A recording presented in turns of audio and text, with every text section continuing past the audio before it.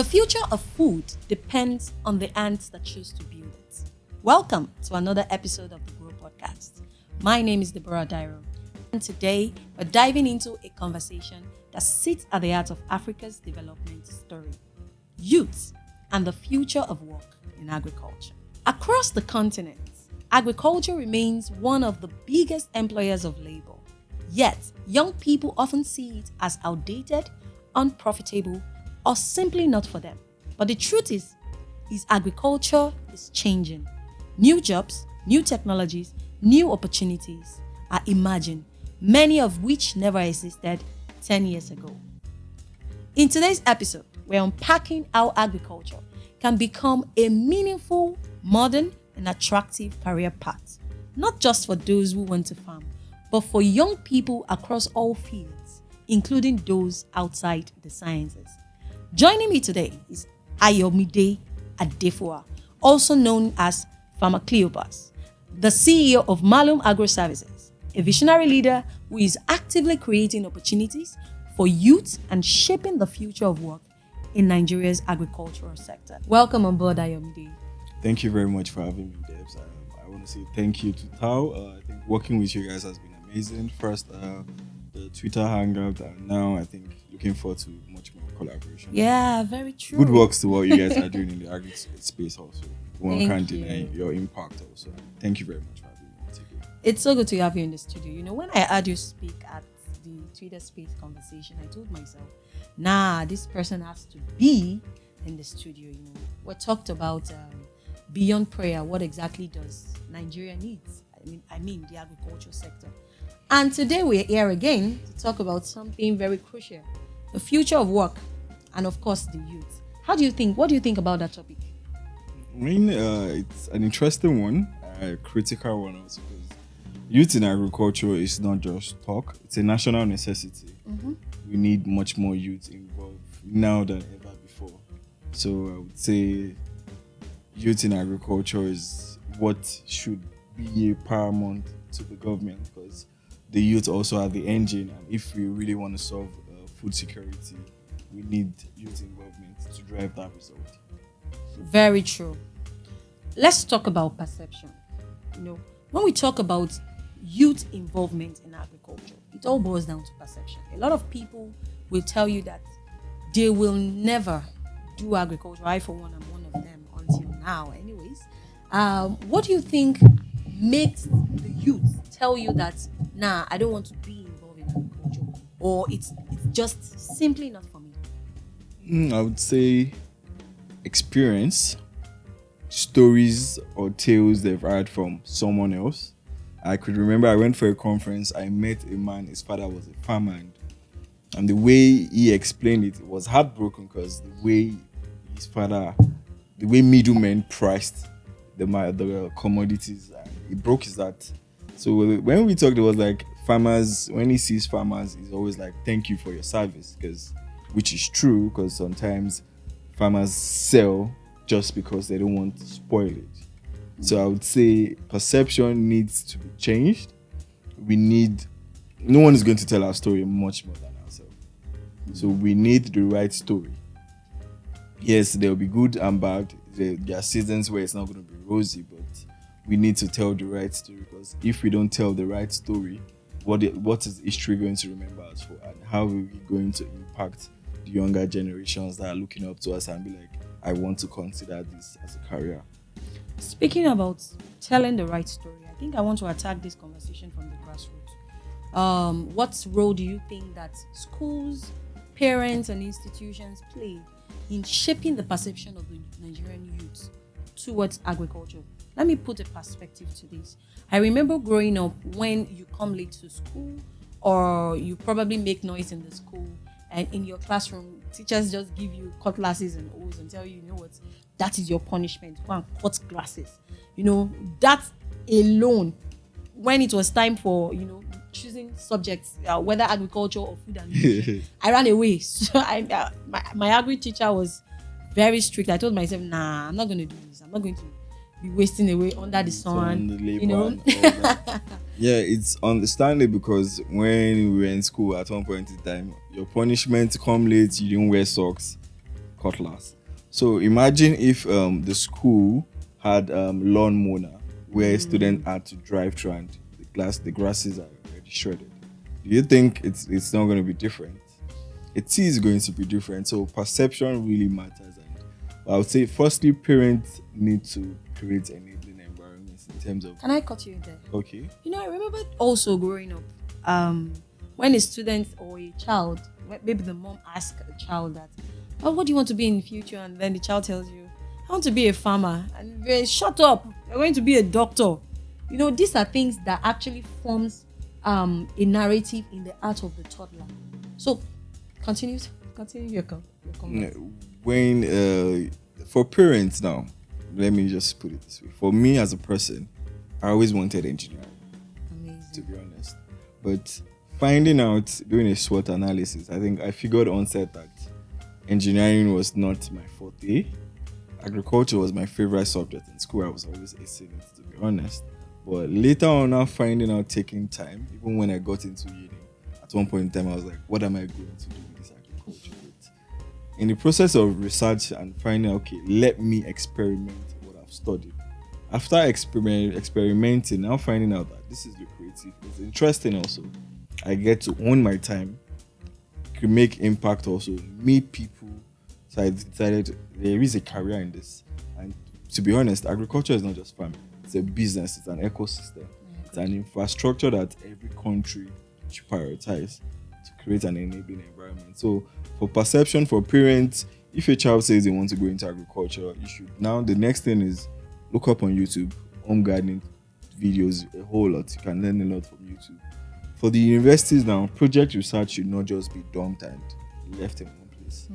We need to follow up with it. We need to take it up. We need government to fund this research so we can scale it, because research and agriculture is intertwined. If we want good seed, we want agronomists, we need to invest heavily in research. And mind you, research is not a 1-year breakthrough. We are looking at a 5-year roadmap, 10-year roadmap where you can get good breakthrough. Indonesia today, these guys took their time with palm oil and research, and now they are at scale. They're the largest exporter. So if we really want to claim our title in where we've lost it in agricultural space in the world, we need to fund research, encourage tractorization, and create an inclusive environment where youth is involved, where we target university students and make sure that their orientation is changed, and when you can make a career out of it and a business, we treat it as a business. That's why now the term is called agribusiness. So I think that's it. Very true. We are still talking about youth and the future of work in agriculture, which leads me to my next question. Let's talk about the digital rise of technology. Let's talk about the rise of technology in almost every sector in the industry, almost every sector. And let's talk about how technology has really eaten into agriculture. We're talking about the future of work. We're talking about employment. We're talking about getting people to be interested in agriculture and actually working in the sector. What are the digital transformations that are currently in the sector right now that youth needs to plug themselves into? I would say agriculture is the future. That's always been the future. And for any youth out there, I think now is the best time to find your own niche in the agri-sector and key into it. We have drone mapping, we have GIS, we have software engineers, we have agricultural robotics. The world is moving at pace, and now is the time, if you are truly intentional about it, this is the best time to key. So for youths, it's not, you don't need to be on the farm. There are a whole lot of sectors, a whole lot of where one can play in. We have agricultural surveyors. These guys come and map out the land, use their drone. We have drone for spraying. Technologies working. There are technologies in place where you don't even need to be on the farm. Your tractor would just control it. The farm has been mapped out already. The tractor does its plant, and that's it. The world is moving at our scale. So if we in Nigeria, if we want to move with the world, with the trend right now, we need youth involvement, because that's the engine that can drive the result we are looking for. It's a national necessity. Now is the time. So the digital space is large. We have software guys for the agri system. We have people that design a whole lot of dashboard. We have data analysis. So it's not tailored just to one person. No. It's not tailored just to one climb. It involves everyone. Everyone can have a role to play. And we have the likes of me hosting agriculture podcast. And definitely, that's a nature also. Yeah, I agree with you. But do you think that Nigerian institutions are actually preparing the youth for this big change? Rome was not built in a day, and I believe we'll get there.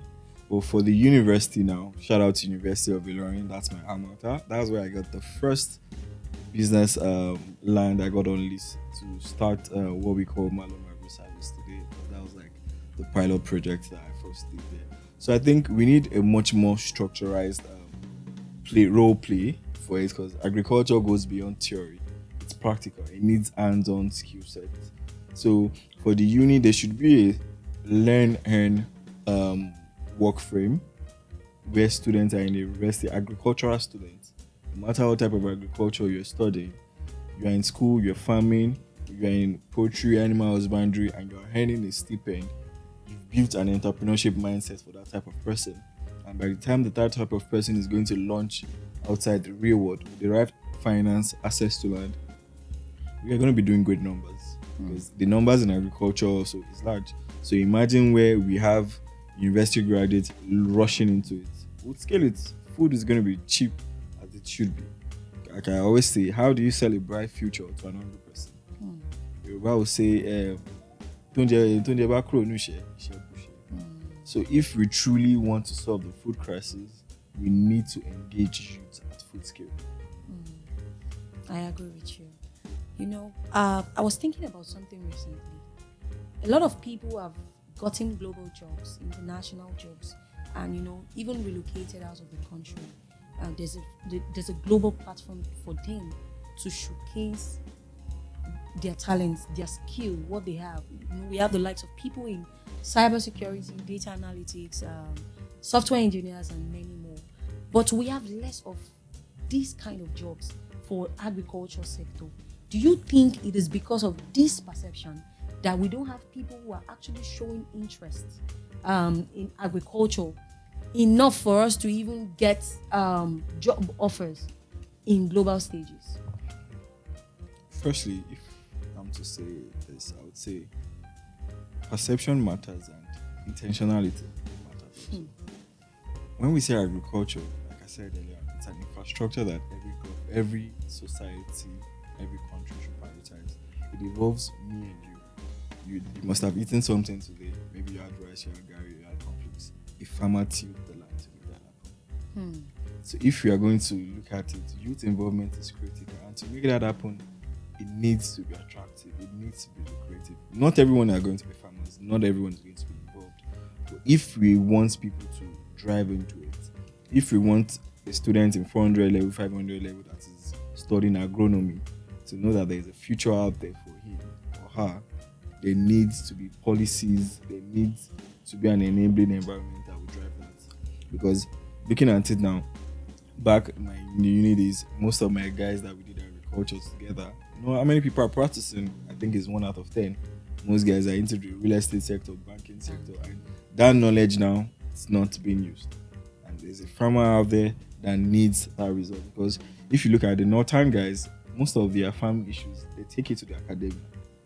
The farmers and the university bodies are supposed to be 5 and 6. Because that is where I have a problem. What pesticide am I supposed to use? A student in 300 level is already learning something related to that. He should be having a real life experience of what I'm having so that he can solve issues like this. So we need to take a different approach to it, to change that perception. Imagine if big brands like the telecom guys uses farmers as brand ambassadors. I think that would inspire the young ones to say, I want to be a farmer because of what this. We are using actors, we are using actresses, we are using these guys on screenplay, but give us an unsung hero that people will be surprised that this is different. So I think that's another way to go about it. I agree. Farmers are truly the unsung heroes. Every food on your table started from a seed and all the processes. Let's talk about systems. Beyond interest, it's one thing to talk about getting people to be interested in agriculture. It's another thing to have systems in place to have people who are interested to get them, to do this agriculture easy, to make it easy for them to be productive in doing this agriculture. Talk less of people who are not even interested in agriculture, and then they see that, oh, there's a system in place, there's a structure, and things are actually working for people in agriculture. I think there's something there, and I want to be a part of it. So let's talk about systems, structures that need to be put in place, especially for people who are interested in agriculture.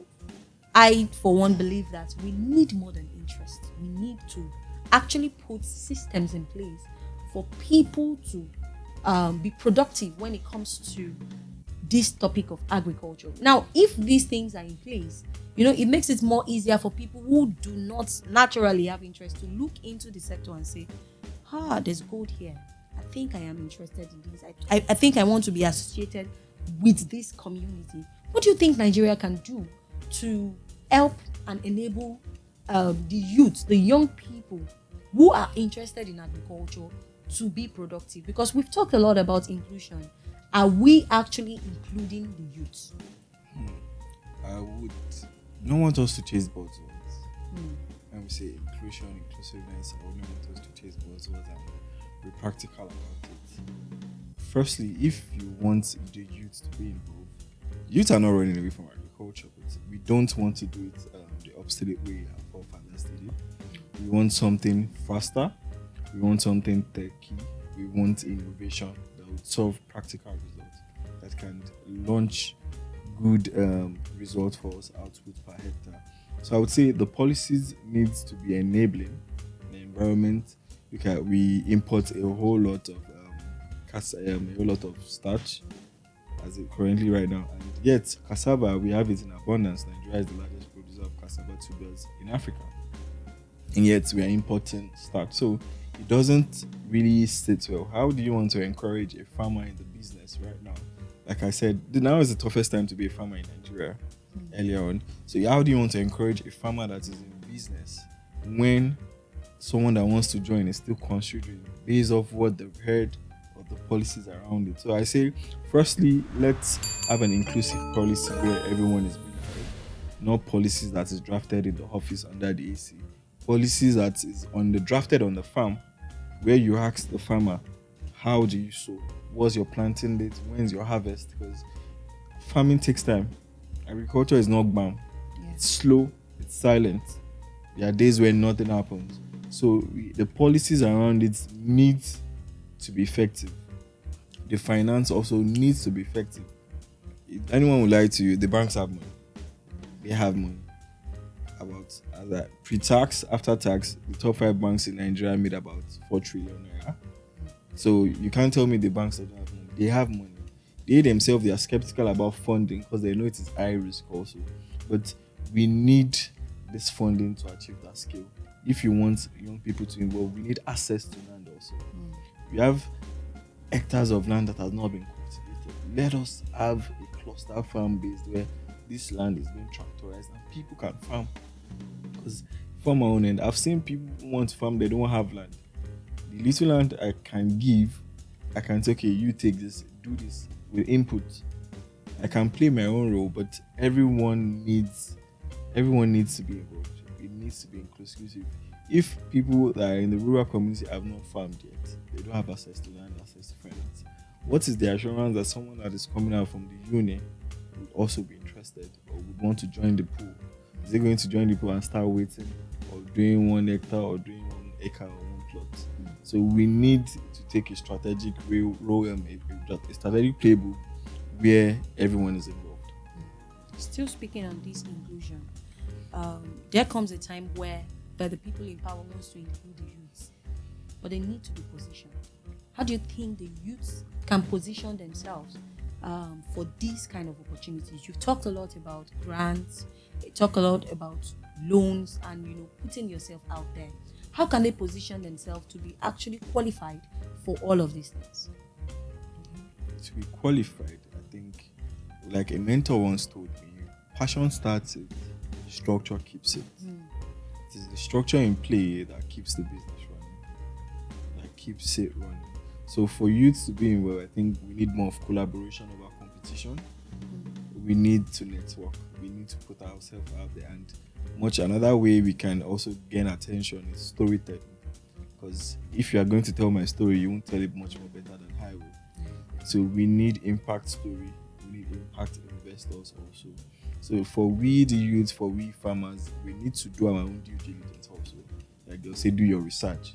So we need to do our own due diligence also, that when whoever is coming, you will understand, yes, there's a track record, there's a traction on ground already that validates whatever we are selling. But aside that, no foreign investors going to come. It is the domestic investor that would attract the foreign investor. So we need to tell a good story that the domestic investor can use to attract the foreign investor also. Thank you very much. Speaking of capacity building, we're still talking on the future of work.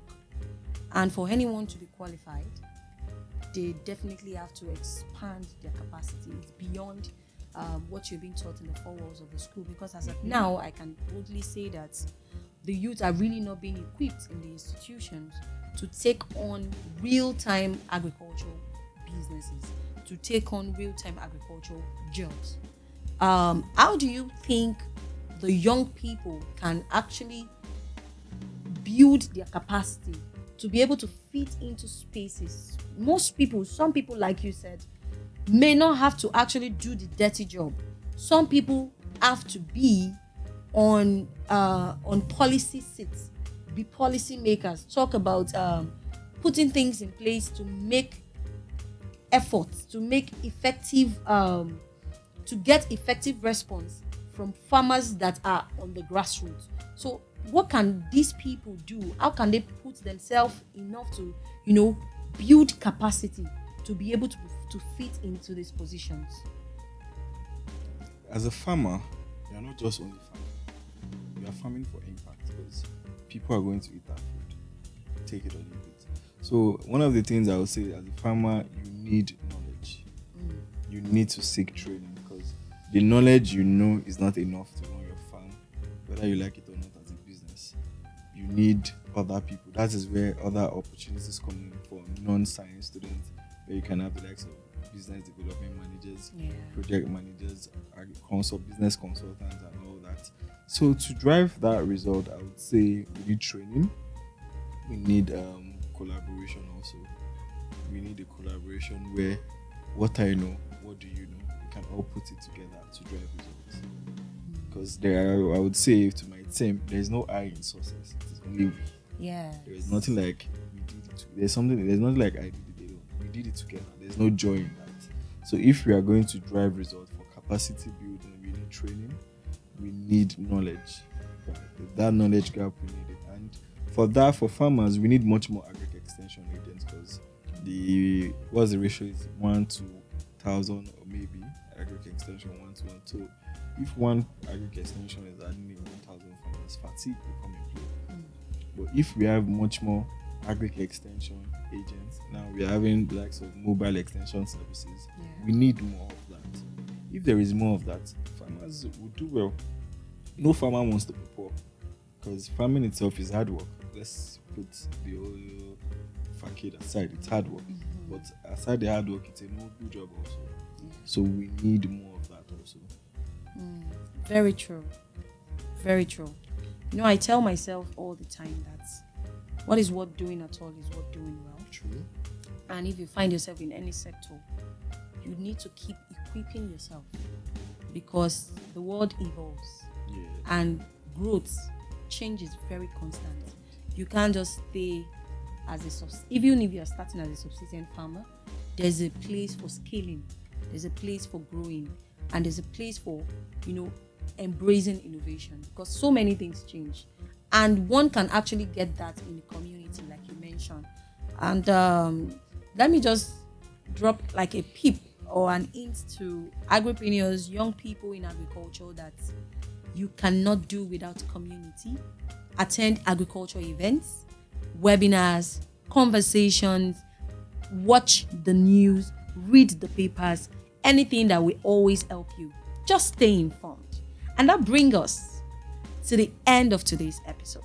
If there's one thing we have learned, it is that the future of work in agriculture isn't limited to the farm. It spans technology, logistics, finance, media, innovation, and everything in between. Young people are not just the future of agriculture, they are the present. And the opportunities waiting for them, way bigger, more diverse, and more exciting than ever before. Thank you for joining me so Thank much. you very I'm much for really having me. appreciating My pleasure. to have you on this powerful conversation.